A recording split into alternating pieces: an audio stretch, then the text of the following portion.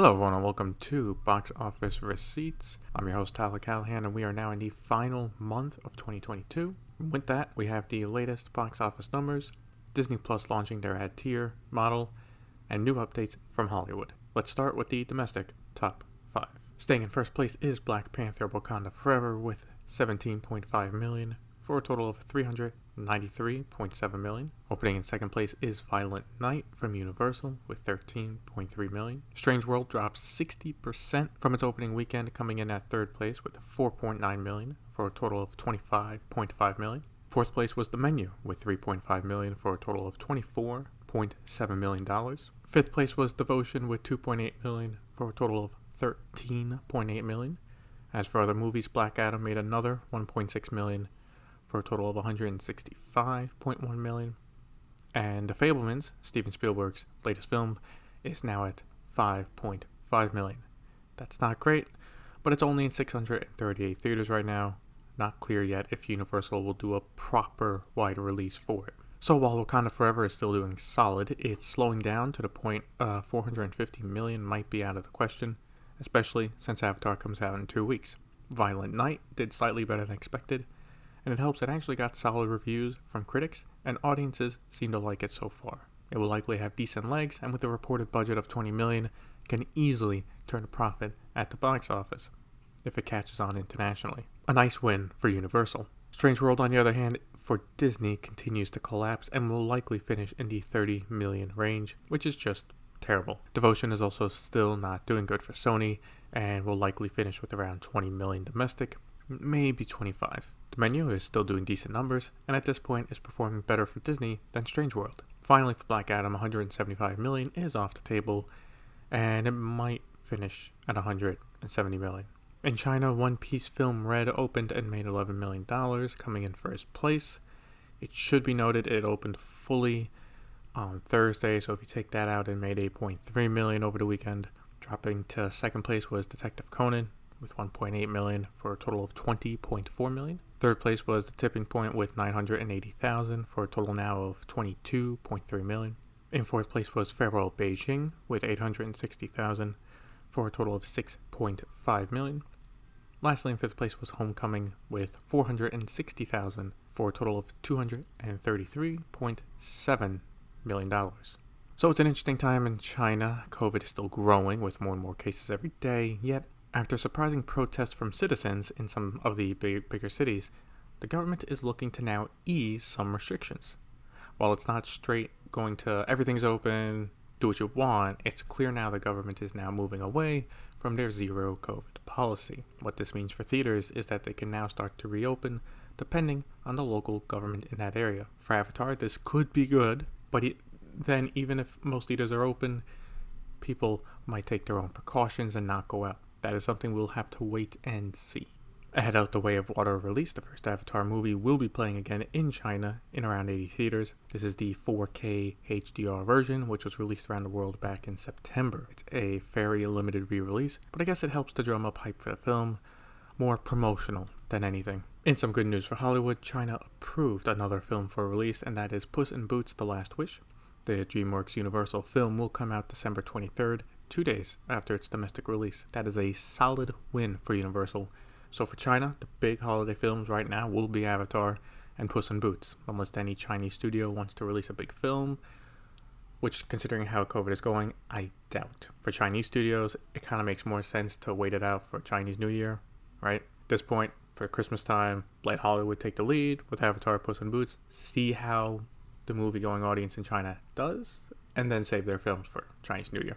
Internationally, Black Panther Wakanda Forever made 20.2 million for a worldwide total of 733 million. Violent Night did open in other markets as well and made 7.1 million for a worldwide opening of 20.4 million. The Menu made another $5 million, bringing its worldwide total to 47.2 million. Strange World made 5.4 million for a worldwide total now of 42.3 million. Black Adam is now at 384 million. And She Said is at 8.8 million worldwide. Moving on to news in Hollywood, Warner Brothers has announced that Bong Joon-ho's next film, Mickey 17, will come out March 29th, 2024. They also released a small teaser video with Robert Pattinson. The movie also stars Steven Yeun, Naomi Ackie, Tony Collette, and Mark Ruffalo. Warner Brothers is starting to get their 2024 slate ready, and for this, I'm really looking forward to it and can't wait. Another film from Warner Brothers' 2024 slate in the news is the Joker sequel. Todd Phillips announced on Instagram that Joker Folie à Deux has started filming, posting a picture of Joaquin Phoenix getting a shave. Again, this is another film in 2024 that I'm really looking forward to. In a casting update, Michelle Yeoh has joined the cast of the Wicked film adaptation for Universal. She will play the role of Madame Morrible and joins the cast that already includes Ariana Grande, Cynthia Erivo, and Jeff Goldblum.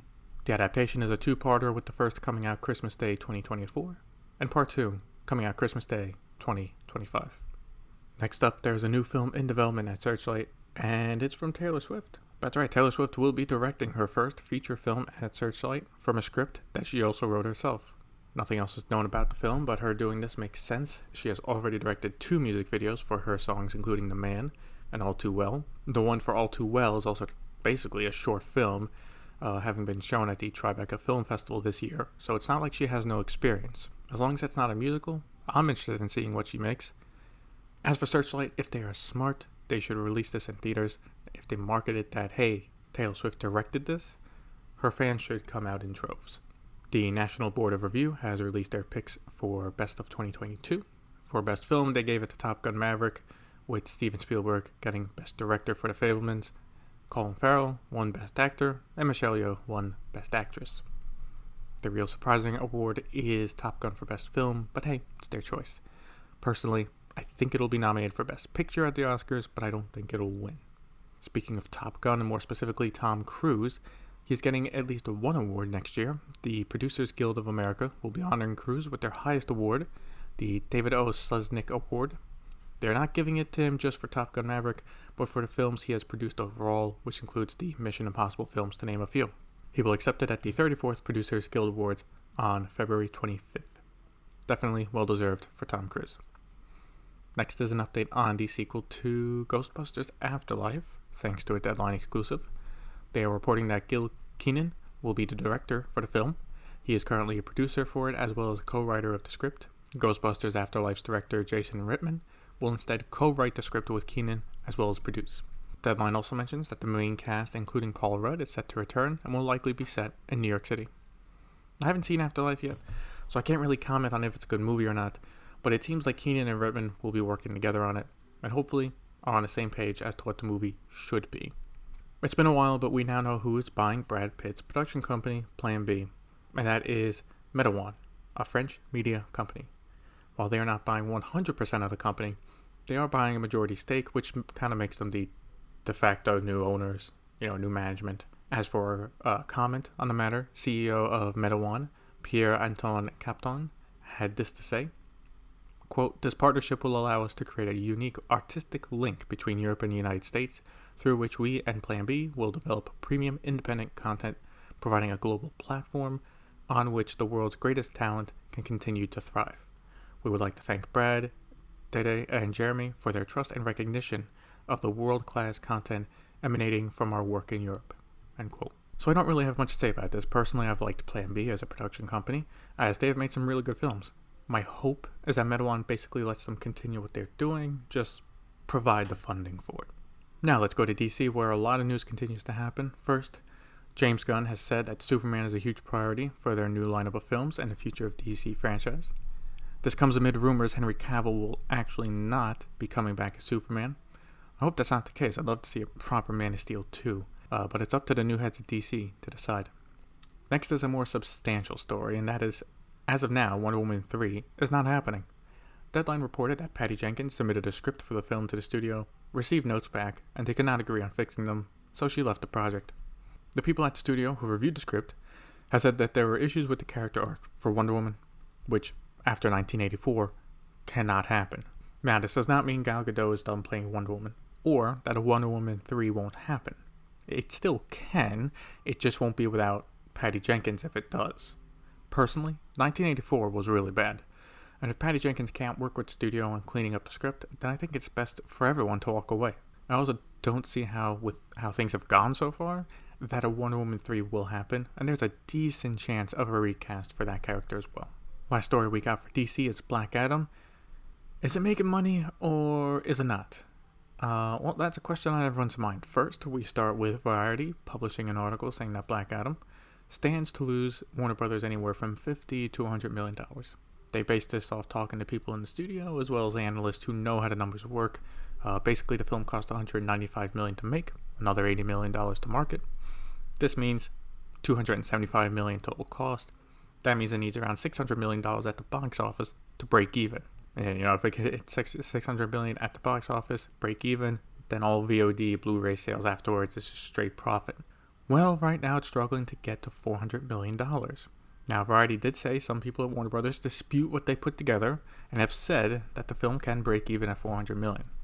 That leads into the second article we got about this, with it being from Deadline. Without calling out Variety directly, they basically said in the nicest terms that what they wrote is a load of bullshit. They did get some people on the record saying it'll make a small profit at the box office, as well as some estimates of cost of and what the studio stands to earn, which, if everything works out, their math says they will make a profit of $52 million. Now, I have a few issues with this story. First, as part of making a profit, there is the fee Warner Brothers pays itself for it to go to HBO Max. That is marked down as $86 million.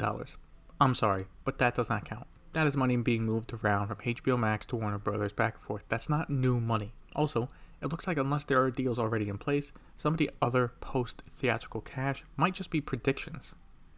Like, I see here $27 million for international home entertainment. Is that them selling the film to streamers in other countries? That's already counted? Or is that predicted VOD sales?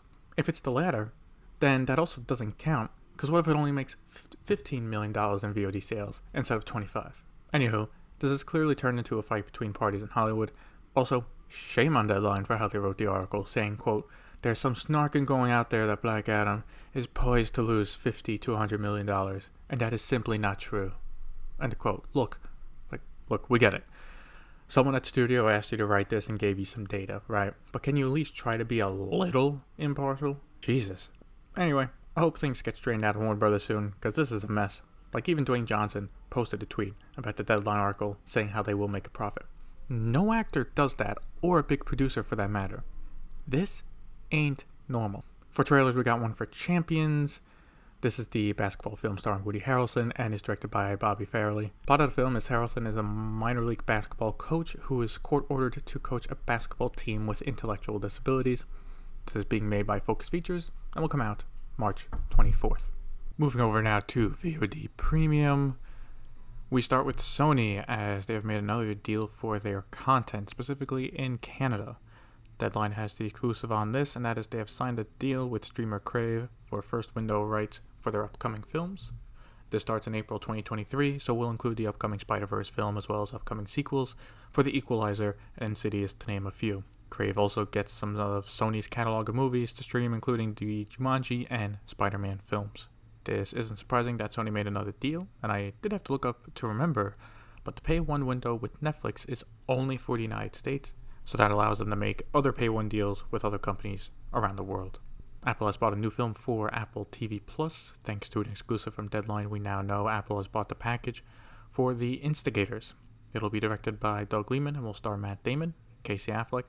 As for what it's about, well, it'll be about two robbers who do a robbery that goes wrong and need to go on the run with the help of a therapist from one of the robbers. With that being the plot, it sounds like an action comedy film and nothing too serious. For Matt Damon, he'll be producing the film along with Ben Affleck with their new production company, Artists Equity. I guess this is a solid get for Apple, but from what we know right now, nothing special. Hopefully the script is good. So Netflix took a bit of a loss this week, with Mike Flanagan taking his production company, Intrepid Pictures, over to Amazon. He and Trevor Macy have signed a deal with Prime Video to produce TV shows. While with Netflix, they have made shows including Midnight Mass and The Haunting of Hill House. They have one final show with Netflix coming up called The Fall of the House of Usher. Along with that, Flanagan announced that he and Intrepid Pictures have gotten the rights to make The Dark Tower a TV show. He also did mention this was before signing their deal with Amazon and is excluded from the deal. So yes, down the road when it does get made, it could come to Prime Video, but they could also sell it to someone else if they want to. As of what his plans are for this show, right now he envisions 5 seasons for it and 2 films afterwards to finish the story. It's definitely a big project to undertake, but Flanagan has been solid in his work so far, so it could turn out well. Besides, it can't be worse than the Dark Tower film a few years ago. As for Netflix, I think this does hurt them a bit. The last few years they have gotten used to having a spooky show ready from Flanagan for Halloween season, and now they will need to fill that hole. As for what happens at Intrepid, I'm going to assume they will grow, as they will likely need to make the Dark Tower and some shows for Prime Video at the same time. Disney has rolled out their ad tier of Disney Plus, as well as the new prices and bundles. Disney Plus with ads is $7.99 per month, with the normal ad-free plan now costing $10.99 monthly. The new bundle Disney will be pushing hard as Disney Plus and Hulu with ads, together costing $9.99 per month, giving you a good discount compared to buying them separately. From what people are seeing, some movies have all of the ads at the front before it starts playing, while some are sprinkled in throughout. It'll be interesting to see how many new subscribers this gets the company, and perhaps more importantly, will it stop the bleeding and start to turn a profit? Small update on Peacock. NBC Universal CEO Jeff Shell has mentioned that Peacock now has 18 million paying subscribers, which is up from 15 million back at the end of September. That is a nice increase in just over 2 months, but it's still low compared to other streamers, even Paramount Plus, let alone Disney Plus or Hulu. So yeah, look, it's good, but it needs to be better. He also mentioned it as for Hulu and Disney, he is saying right now the only thing that should be expected is for Disney to write a big check, which makes the most sense. We got a trailer for an upcoming film on Netflix called Pale Blue Eyes.